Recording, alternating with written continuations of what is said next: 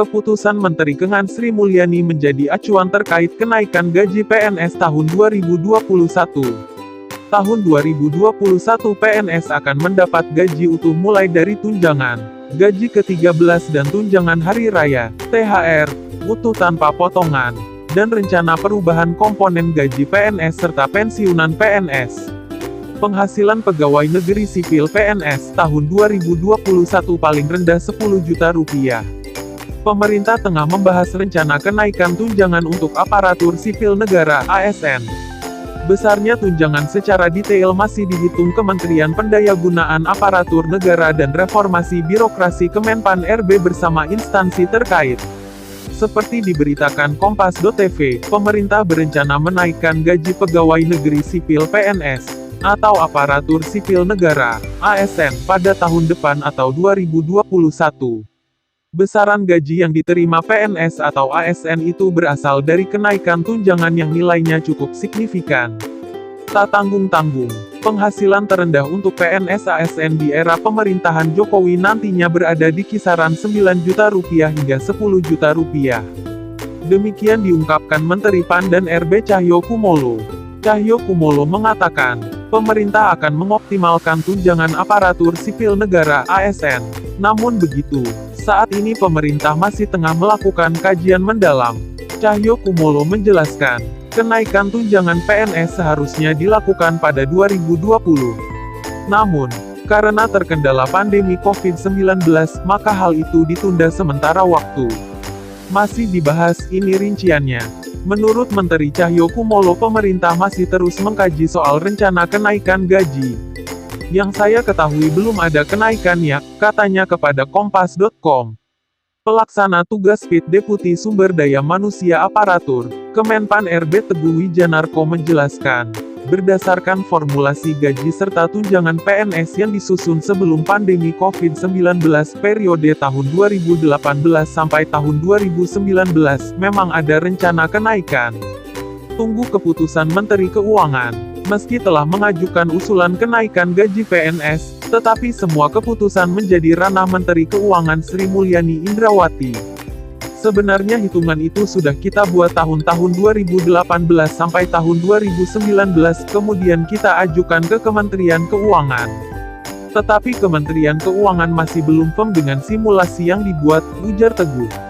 Masih dibahas terus. Kami tidak bisa menentukan. Masalah keuangan selalu harus berkoordinasi dengan Menteri Keuangan sebagai bendahara negara. Apapun yang kita rumuskan, tetapi jika tidak tersedia anggaran, tidak dapat kita eksekusi. Jadi pada saat ini kami terus berkoordinasi dengan kementerian terkait, sambungnya. Formulasi yang diusulkan saat itu adalah gaji disertai tunjangan kinerja dan tunjangan kemahalan. Gaji ditentukan dengan indeks pada masing-masing tingkatan jabatan, baik jabatan pimpinan tinggi, administrator maupun fungsional. Demikian juga dengan tunjangan kemahalan yang ditentukan dengan indeks. Sementara tunjangan kinerja ditentukan oleh kinerja yang telah dicapai. Kendati demikian, formulasi gaji PNS masih terus dibahas serta dirancang menyesuaikan anggaran negara. Tapra.go.id Selasa tanggal 19 Januari tahun 2021. Kami sendiri terus melakukan koordinasi dengan Kementerian Keuangan. Dan memang benar menurut simulasi itu ada kenaikan gaji, tetapi semua penghasilan di luar gaji dan tunjangan dilarang diberikan. Dan kami belum berani menargetkan tahun depan harus sudah selesai. Sekali lagi, yang sangat menentukan dalam hal ini adalah Menteri Keuangan sebagai bendahara negara, bukan BKN, lugas dia. Badan Kepegawaian Negara, BKN, berupaya mempercepat penyiapan bahan perumusan kebijakan reformasi sistem pangkat dan penghasilan, gaji dan tunjangan, serta fasilitas PNS. Hal ini sesuai dengan amanat Undang-Undang UU Nomor 5 Tahun 2014 tentang Aparatur Sipil Negara (ASN). Menurut Kepala Biro Humas Hukum dan Kerjasama BKN Paryono beberapa waktu lalu, pengaturan tentang pangkat PNS saling terkait dengan pengaturan gaji. Ini sejalan dengan PP Nomor 7 Tahun 1977 tentang gaji PNS yang telah diubah 18 kali, terakhir dengan PP Nomor 15 Tahun 2019. Tunjangan PNS. Gaji PNS sebenarnya tak jauh berbeda dengan pegawai swasta. jika dibandingkan masa kerja. Namun gaji pegawai swasta terkadang jauh lebih tinggi ketimbang gaji yang diterima abdi negara. Kendati demikian, PNS juga mendapatkan sejumlah tunjangan yang jumlahnya berbeda-beda. Tunjangan PNS bergantung dari masa kerja, instansi, serta jabatan yang diembannya baik struktural maupun fungsional. Tunjangan yang bisa didapat PNS antara lain tunjangan keluarga, tunjangan anak, tunjangan kemahalan, tunjangan perwakilan, tunjangan jabatan, tunjangan kinerja, dan sebagainya. Selain itu yang perlu diketahui, saat masih berstatus CPNS, gaji yang diterima baru 80% atau belum sepenuhnya menerima gaji. Tahun ini, pemerintah memastikan gaji termasuk gaji ke-13 dan THR diberikan utuh meskipun masih dalam situasi pandemi COVID-19. Di saat gaji dan pendapatan sejumlah pekerjaan terdampak corona, hal tersebut tidak berlaku bagi PNS. Direncanakan pemberian THR dan gaji ke-13 dalam tahun 2021 secara full, kata Direktur Jenderal Anggaran Kementerian Keuangan Askolani. Menurutnya, anggaran untuk THR dan gaji ke-13 sudah dimasukkan dalam Anggaran Pendapatan dan Belanja Negara, APBN, 2021. Adapun total DAU termasuk di dalamnya komponen gaji 13 dan THR sebesar Rp390,2 triliun.